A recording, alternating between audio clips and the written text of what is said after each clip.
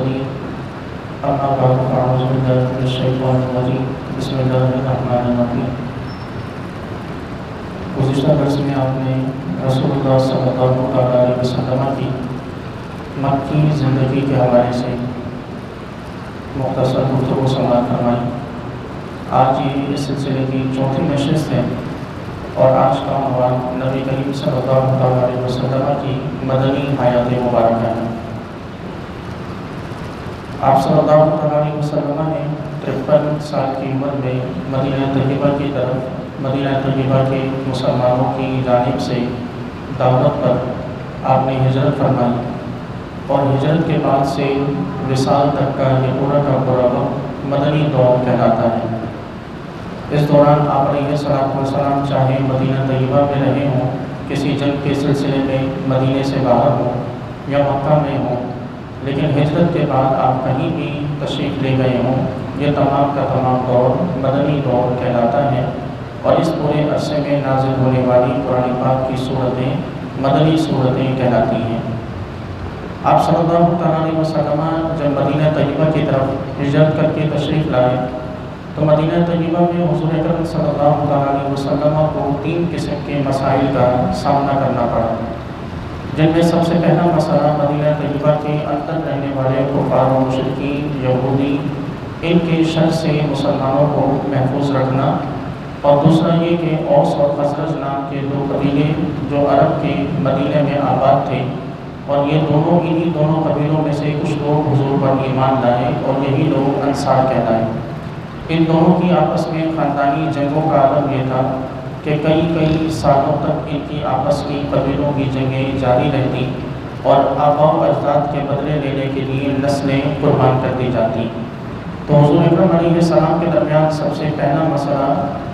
مشرکین کے شر سے مسلمانوں کو بچانا، اور دوسرا مسئلہ ان اوس و خزرج کی آپس کی دشمنی کو محبت میں تبدیل کرنا تھا۔ تیسرا مسئلہ آپ علیہ السلام کے سامنے اس جو ابتداء جو پیش آیا وہ یہ کہ جو مہاجرین مکہ مکرمہ سے ہجرت کر کے مدینہ طیبہ آئے تھے وہ اپنا تمام تر ساز و سامان مکہ میں چھوڑ آئے تھے اور اب بے گھر تھے اور ان کے پاس کسی قسم کا گزر بسر کا کوئی سامان موجود نہیں تھا۔ تو گویا کہ مہاجرین کی بحالی یہ ابتدائی ایک آپ پیرائی میں سمجھ لیں کہ ابتداء حضور کو آتے کے ساتھ ہی ان 3 مسائل کا سامنا ہوا۔ حضور اکرم علیہ السلام نے مدینہ طیبہ میں قدم مبارک رکھتے ہی آپ صلی اللہ علیہ وسلم نے اپنی حکمت عملی، اپنی ذہانت و فطانت کا اس حد تک مظاہرہ فرمایا کہ تمام کے تمام لوگ حضور اکرم علیہ السلام کو جو اس وقت نہ بھی مانتے تھے حضور کی عقل اور آپ علیہ السلام کی فراست کے گرویدہ ہو گئے۔ مثال کے طور پر سب سے پہلا قدم رکھتے ہی جو مسئلہ پیش آیا وہ یہ کہ حضور کہاں قیام فرمائیں گے۔ یہ وہ مسئلہ تھا کہ ہر شخص حضور کو دعوت دے رہا تھا کہ آپ ہمارے قبیلے میں آئیں، اور ہر قبیلے کا سردار یہ چاہتا تھا کہ حضور ان کے قبیلے میں تشریف فرما ہوں تاکہ ان کے قبیلے کو یہ اعزاز ملے کہ حضور کے وہ میزبان ہیں۔ اب اگر نبی کریم علیہ السلام کسی ایک قبیلے کا انتخاب فرماتے تو اس صورت میں باقی قبیلوں کی دل آزادی ہوتی اور ممکن تھا کہ وہ حضور کے معاملے میں ان کے دل میں کچھ بغض یا عداوت پیدا ہوتا، کیونکہ ابھی اسلام کا ابتدائی زمانہ تھا۔ تو اس لیے آپ علیہ السلام نے اپنی فہم و فراست سے اس مسئلے کو یوں حل فرمایا کہ حضور علیہ السلام نے ارشاد فرمایا کہ ہم اس معاملے کا انتخاب نہیں کریں گے، بلکہ ہم یہ اپنا معاملہ اونٹنی پر چھوڑتے ہیں، جہاں اونٹنی بیٹھے گی ہم وہیں قیام کریں گے۔ اور نبی کریم علیہ السلام کی اونٹنی کہ جس کا نام بعض روایات میں قصوہ آتا ہے، یہ اونٹنی حضرت سیدنا ابو ایوب انصاری رضی اللہ تعالیٰ عنہ کے گھر کے باہر آ کر بیٹھی اور حضور اکرم علیہ السلام نے اسی گھر کا انتخاب فرمایا، اور یہ انتخاب کا یہ طریقہ ایسا تھا کہ اس پر کوئی بھی کسی بھی طرح اعتراض نہ کر سکا۔ اسی طرح آپ صلی اللہ علیہ وسلم نے مدینہ طیبہ میں بسنے والے 2 قبیلوں اوس و خزرج کی آپس کی دشمنی مٹانے کے لیے مواخات مدینہ کا یہ تاریخی فیصلہ فرمایا کہ جس میں اوس و خزرج کے لوگوں کو ایک دوسرے کا بھائی بنایا۔ مہاجرین جو مکہ سے ہجرت کر کے آئے تھے ان میں سے ایک مہاجر کو ایک انصاری کے حوالے کر کے انہیں ایک دوسرے کا بھائی بنایا، اور یہ بھائی اس طرح بنے کہ جیسا کہ حقیقی طور پر ایک ہی ماں کے پیٹ سے پیدا ہوئے ہوں۔ اور اس عمل سے آپ علیہ السلام نے دو بنیادی مسائل کو حل فرمایا۔ پہلا مسئلہ یہ حل ہوا کہ اوس و خزرج کی آپس کی دشمنی محبت میں تبدیل ہوئی کہ وہ آپس میں بھائی بھائی بنے، اور دوسرا مسئلہ یہ حل ہوا کہ مہاجرین کی بحالی کا جو سب سے بڑا مسئلہ تھا، وہ جب ایک ایک مہاجر کو ایک ایک انصاری کے حوالے کرتے گئے تو یہ مسئلہ خود بخود حل ہوتا گیا، اور ایک گھر کے لیے ایک شخص کی کفالت کرنا یہ کچھ مشکل نہیں تھا۔ تو اس لیے مہاجرین اپنے اپنے گھروں میں ایک ایک انصار اپنے اپنے گھروں میں ایک ایک مہاجر کو بڑے ہی خوش دلی سے انہیں اپنے گھر لاتے گئے اور اپنا بھائی بناتے گئے، اور اپنی زمین جائیداد اور جو چیز ان مہاجرین نے چاہی وہ انہیں عطا کی۔ جو مہاجرین کی بحالی کا بھی انتظام مکمل ہوا، اور حضور اکرم علیہ السلام کے سامنے جو بڑے مسائل تھے ان کا بھی حل ہوا۔ اسی طرح ایک جو مسئلہ یہودیوں سے اور اندر رہنے والے دیگر منافقین اور مشرکین کے شر سے بچانا تھا، وہ حضور نے اس طرح حل فرمایا کہ آپ علیہ السلام نے ایک تاریخی معاہدہ کہ جو میثاق مدینہ کے نام سے مشہور ہے، حضور اکرم علیہ السلام نے یہود کے 3 قبیلے آباد تھے، بنو قریظہ، بنو نضیر اور بنو قنیقہ، ان 3 قبائل سے آپ علیہ السلام نے میثاق مدینہ فرمایا، یعنی صلح کا معاہدہ فرمایا۔ اور یہ صلح کا معاہدہ ان شرائط پر تھا کہ جن میں سے ایک شرط یہ تھی کہ اگر مدینہ طیبہ پر باہر سے کوئی حملہ آور ہوتا ہے تو یہ تینوں قبیلے مسلمانوں کے ساتھ مل کر مدینے کی حفاظت کریں گے۔ تو اور اس معاہدے سے آپ نے نہ صرف اندرونی دشمنوں سے نجات پائی، بلکہ باہر سے آنے والا جو خطرہ تھا وہ بھی وقتی طور پر ٹلا، کہ باہر والوں کو یہ معلوم ہو گیا کہ نبی کریم علیہ السلام کی مدد کرنے کے لیے یہ یہودی معاہدے کے پابند ہیں۔ البتہ ان یہودیوں میں سے ایک قبیلہ بنو قنیقہ، اس میں سے ایک شخص نے اس معاہدے کی خلاف ورزی کرتے ہوئے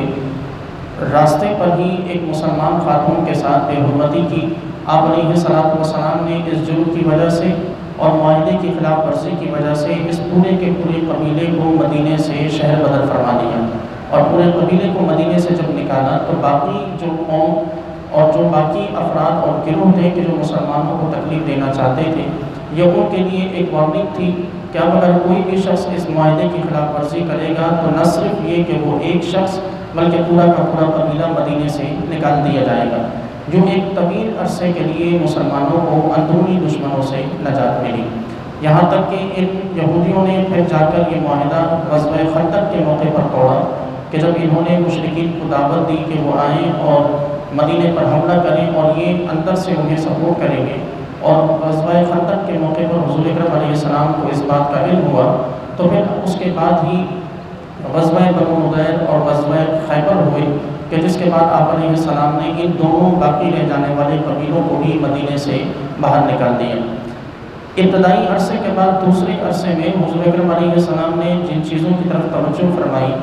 وہ آپ علیہ السلام کا باہر سے آنے والے دشمن سے اپنے آپ کو محفوظ کرنا اور اپنے مسلمانوں کی اس حد تک تربیت کرنا کہ یہ اسلام کی خاطر اپنی جان بھی قربان کرنے سے دریغ نہ کریں۔ اور یہ اس کا آغاز غزوہ بدر سے ہوا، اور یہ سلسلہ اس وقت تک چلتا رہا جب تک کہ سن 6 ہجری میں، یعنی ہجرت کرنے کے تقریباً 6 سال جب مکہ کے مشرکین سے صلح حدیبیہ ہوئی، تب جا کر یہ سلسلہ ختم ہوا۔ صلح حدیبیہ تک نبی کریم علیہ السلام مستقل اور مسلسل مکہ کے کفار سے مسلمانوں کی حفاظت کی خاطر آپ علیہ السلام مصروف عمل رہے، تیاری کرتے رہے۔ اس بیچ کئی غزوات ہوئے، کئی جنگیں ہوئیں کہ جن میں سے بعض میں مسلمانوں کو فتح نصیب ہوئی، بعض میں ظاہری طور پر مسلمانوں کو شکست ملی، لیکن بظاہر یہ بہت بڑی باتیں تھیں کہ جو مسلمانوں کو اللہ تبارک و تعالیٰ نے ایک قوت کی صورت میں یکجا فرمایا۔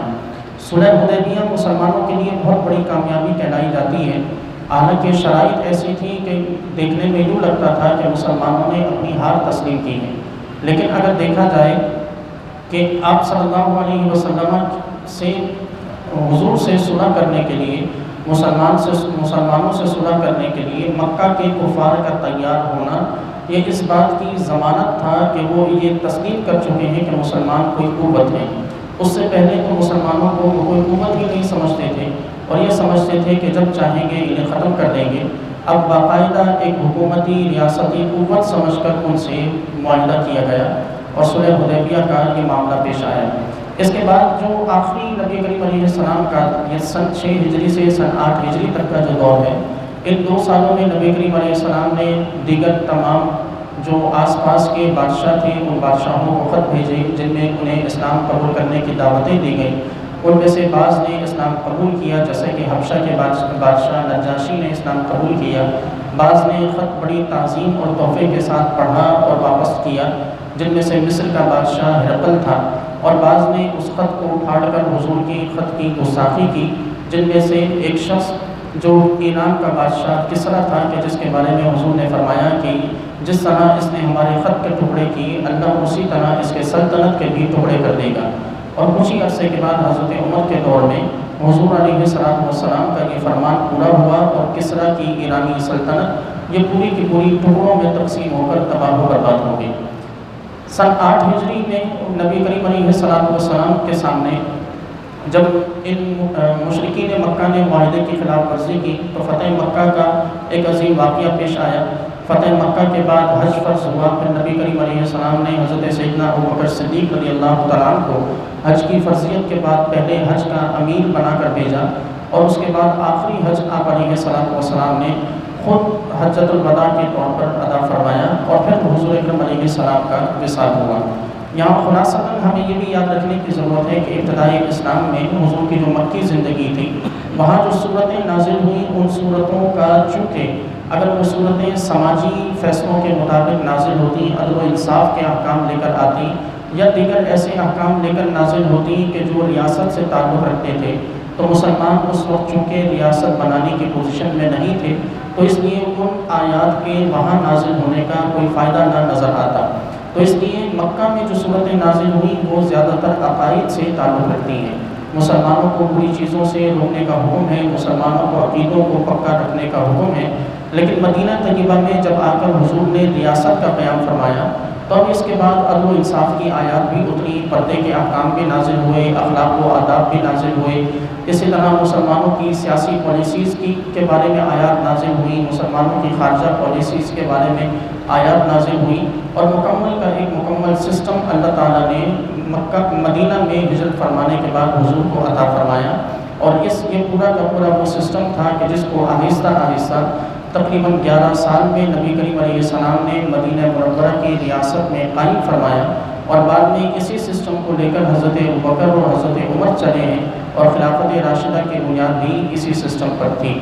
इस मदीना तय्यबा की हयात तय्यबा में हुज़ूर अकरम अलैहिस्सलाम ने मुसलमानों की तालीम व तरबियत पर जोर दिया। मुसलमान जो लिखना पढ़ना नहीं जानते थे उनके लिए इल्म के बड़े फ़ज़ाइल बयान किए। मुसलमान इस हद तक उलूम व फ़ुनून में माहिर हुए कि फिर वो जो एक मुसलमानों के चेहरों पर एक दाग था कि ये जाहिल कौम है, अरब कौम,